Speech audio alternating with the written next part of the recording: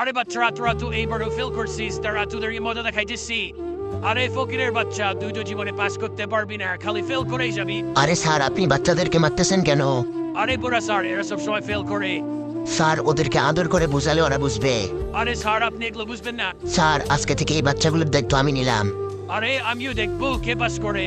আরে রোহিত, ওই পাগলা স্যার তো চলে গেছে, ভালোই হয়েছে, বুড়া স্যারটা দায়িত্ব নিচ্ছে, এইবারে তো আমরা পাশ করেই সারবো। আরে বাচ্চারা, তোমরা তাড়াতাড়ি তুলে নাও। স্যার ঠিক আছে।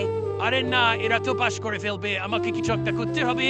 আরে বাচ্চারা, তোমাদের রেজাল্ট এসে পড়ছে, তোমরা সবাই পাস করছো। আরে আমাকে মিষ্টি খাওয়ায়ও। আরে স্যার, এটা কিভাবে সম্ভব? আমি তো রেজাল্ট শিট পাল্টেছিলাম।